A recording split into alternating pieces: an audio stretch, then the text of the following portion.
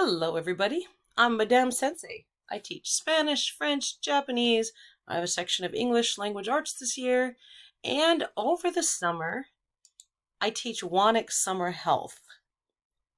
It's a blitz. It's 13 straight days of 9-hour days. So I have talked about so far my ideas for vocabulary games, my projects, which I love, some ideas for exercise. I've talked about mindfulness. And right now I'm going to talk about my final exam for the class. And I do think this is one of the best things I do for this class. Like, this is what sticks with the kids. Okay. So again, it's a blitz. And you'll notice in my right up here, I've got journals at 8 a.m. And then right after we come back from lunch, journal again. So I'm going to explain what I mean by that. So students come in on day one and I give them a packet. And boy, this was hard a couple years ago because we had a paper shortage, but every student gets a packet and it's large. Okay. I used to write the dates in, but now I just write day one, day two, day three, because it was just too crazy for me to change them every year and wait, when was the weekend and blah, blah, blah, blah, blah. Okay. So these are the things to track for the following 3 weeks. Okay. So there's a food journal and I just want them to write down, what did they eat for breakfast? What did they eat for lunch? What did they eat for dinner? And what were their snacks? Did they have snacks? Okay, sometimes they didn't have snacks. A lot of times they don't have breakfast. All right, but I want them tracking that. And yes, I make them write it on paper rather than on the computer. And then that's 13 days. And then I've got the sleep journal. Okay, things you did half an hour before bed. Did you have trouble falling asleep? Yes or no? What time's your bedtime? What time did you wake up? Things you did upon waking up. Did you lay in bed for half an hour? Did you jump up and eat breakfast? Did you get up and exercise? Did you brush your teeth?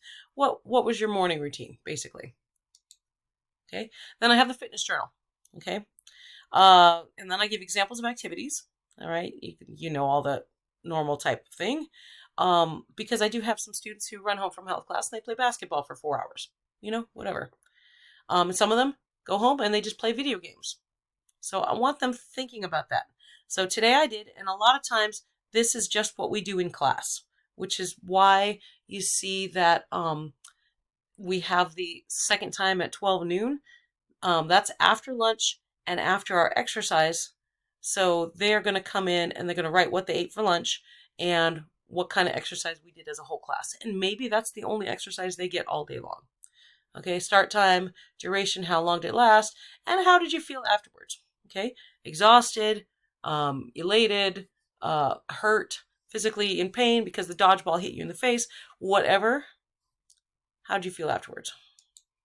Okay, this one I added 2 years ago, and I'm glad I did. Okay, it used to be I just had the food, exercise, and sleep journals. Now I'm having the students track their phone use because I, as a teacher who's been teaching 100 million years, I see a difference in the kids now, and I think it's because of the phone. So, how many times did you look at your phone today? How long were you looking at your phone? Were you on your phone when maybe you should have been doing something else?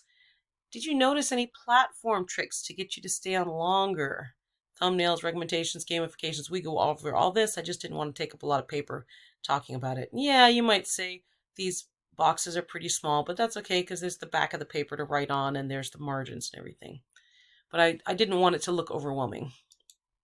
Okay, so the very last day, normally the students just leave their journals on the desks, but sometimes they take them home. But the very last day, they come in and I say, okay, it's your final exam. And sometimes they get a little nervous because they know it's going to be a lot of writing. I warn them, this is a writing. What I want them to do is apply every single thing we've learned over the previous 12, 13 days to their personal life. My class will be meaningless if they are not reflecting back onto their personal life. And that's why I really like this final exam, even though you might look at it and say it's a bit dry for the kind of stuff I usually do. This is what the students remember. So I want them to look at their data and apply it. All right. So it looks like a lot of writing. Okay. Looking at your food journal. What did you notice about your eating habits? Be detailed. What do you know about nutrition, and why is it important for you personally to get enough nutrition? Because a lot of students are going to say, hey, I have suddenly realized I'm eating too much sugar. I'm having too much junk food, whatever. How does your body use the food you eat? Okay. So they know, okay, well, I've got too much sugar. The carbohydrates are getting stored as fat, whatever. Whatever they remember, that tells me how much they remember about what I taught them. What did you notice about your mood connected to your eating habits? Do you feel that your eating habits are healthy? I don't know why word underline that. Are they in line with what you have learned you need? That's it right there. That's the $1 million question. What could you do to make your eating habits healthier? How are you going to keep your feet to the fire on this? You know what? A lot of students these last couple of years don't recognize this idiom, keeping your feet to the fire. So I had to explain to them, that means how are you going to make sure that you keep doing this? And I write at least 4 paragraphs. The paragraphs can be tiny, okay? But let's talk about differentiation before I go on, all right? Yes, you're allowed to bullet point. That's fine, because this is not an English class. This is a health class. I want to know that you have learned something, that you are applying it to your life. Bullet points are fine. A lot of students like to do that. Not all. Most students are going to write in paragraphs, but it's okay. Bullet points are fine. They're allowed to choose whether they want to handwrite this or type this. I normally get about 5 students out of my 32 who want to handwrite. Great. Perfect. Rest of them want to type? Sure. You know what? I'm not worried about generative AI. They are applying their data to their life. There is no way boring old generative AI can help them with that, because generative AI does not know their life and does not know their data. So I'm not worried about that. I've had a couple students make a PowerPoint instead. They don't present the PowerPoint. They just like the format of PowerPoint. It helps them think. Absolutely. PowerPoint is great. Yeah, sometimes a student is like, I have cerebral palsy. It's difficult to write. It's difficult to type. Sure. Sit down, talk to me. Well, I'll just ask you all the questions. You just answer them. We'll go out in the hallway while everyone else works. Okay? Yeah, you can use text to speech. I'll send you out in the hallway. You can open up a PowerPoint and just talk into the PowerPoint. That's fine too. Yeah, you're allowed to doodle. Okay? If you want to draw your responses, if you want to smash doodle or, sketch note your responses, absolutely. Because what I want to know is, are you applying what you learned in my health class to your life? Spelling does not count. This is not an English class. Grammar does not count. This is not an English class. Making connections to your lives counts. So, all right, and then the sleep journal. Are you waking up feeling refreshed? That's the number one question. Are you getting enough sleep? Are you getting too much sleep? So, the problem with the kids, these young whippersnappers these days, we tried adjusting our school schedule by 15 minutes, and it was kind of pointless because these kids just stayed up a half an hour later. So in the end, they were actually getting less sleep, but, they don't think about these things until you kind of explicitly point it out to them. That's part of teaching, right? What'd you notice about your mood and your sleeping habits?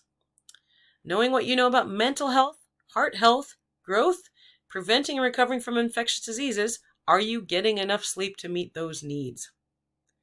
When school begins, are you going to have a hard time getting up in the morning? How can you ease the transition? What are you going to do to make sure that you stay committed to getting the sleep that your body needs? I should mention, my students, I usually get 3 or 4 from my district, but everyone else is taking a really long drive to get to me because I'm insistent at being at my home school. And it's a gorgeous drive. Oh my gosh, it's so gorgeous. The trees get taller and taller, and the roads get narrower and narrower, and it's just gorgeous coming out to my school. And I have about 32 students. So they're probably getting up around the same time that they would normally get up during the school year. But now they've got, a month of vacation before school begins again. And I say 3 paragraphs for that. Looking at your exercise journal. What patterns did you notice about your exercise habits? Be specific. Did you have a pattern at all? Because maybe they don't. And the pattern might be, you forced us to exercise every day. Okay, good. Good for you for noticing that. Did you notice a difference in how you felt before you exercised versus after? And that's why we journal as soon as they come back, so they don't forget about that. How about an hour after? How about 2 hours after? How about the next day? How'd you feel physically? How'd you feel emotionally? What'd you learn about the amount of activity that your body needs? Why is activity important? So that's them basically telling me what they learned in class. What happens to your cardiovascular system when you exercise regularly? Again, show me you remember that from class.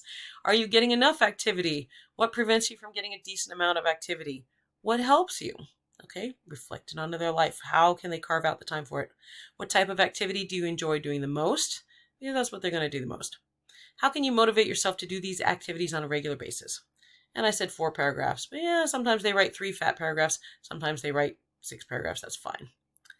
Okay, and then the phone use, again, is a kind of new thing for me. So these questions might change as I tweak things as the years go by and I see what the students write to me. Okay. What patterns do you notice in your phone use? How long were you on the phone each day? Did being on your phone take time away from anything fun?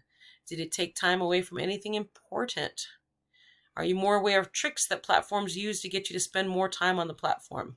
And I gave some examples like gamification, collecting likes, recommendations, clickbait, whatever. How do you feel about your phone use? I think I'm probably going to add some generative AI stuff here too, because I'm really worried about that in our kids. All right, that's the final exam, and I love it to pieces. And then for funsies, I just ask them, 20 years from now, as you look back, what's the one thing you learned in health class that will have made a difference in your life? And I ask this because when I was lying in the hospital and the doctors told me I had 5 days to live, and I was like, okay, I actually got out of my PE classes because I wanted to take more science classes. So I got a waiver, and I'm lying in the hospital staring at the ceiling, and I can't see the ceiling because my eyes are paralyzed and I have double vision. And I'm trying to think back in my head, what were those exercises I did in junior high school? What can I do right now, paralyzed in bed, so that I can move again? And I'm desperately trying to think about that. So because of that experience, I want to know, what are the kids going to remember? And this is my kind of feedback for what am I teaching that's going to stick with them. So to me, this is like a really important question for me to read. If you guys aren't remembering anything about nutrition, maybe I need to rethink how I'm teaching nutrition. So I really need to know the answer to this. And this is just, it's supposed to be just a funsy little question. All right. And they could I have a different piece of paper that they jot that down on. And also on that paper, because I think the meditation techniques are really important in today's day and age. So I want to know, which one did they like the best? And that informs my teaching. And I talked to you a lot about that on the meditation thing, where I said, oh, well, I think they really, really like the finger knitting. So I think I'm going to invest ostensibly for my Japanese class, but I can reuse it for this class in little amigurumi things because the students really like the finger knitting. And, as the students have fidgets in their hands and everything, finger knitting is a pretty fun thing to be doing. That's not going to be bothering anyone. And it keeps their mind kind of zen and occupied at the same time. So we've talked about some vocab games. We've talked about my projects. We've talked about ideas for exercise. We've talked about mindfulness. This was my final exam. And the next few episodes are going to be a couple other things. They're going to be about how I sneakily say that I'm using the textbook without actually using the textbook. Some things I'm thinking through, some projects I'm thinking through that I would really like to squeeze in, but I'm not sure. They're not solidified in my head yet, and I just need to think aloud. So hope to see you on the other episodes.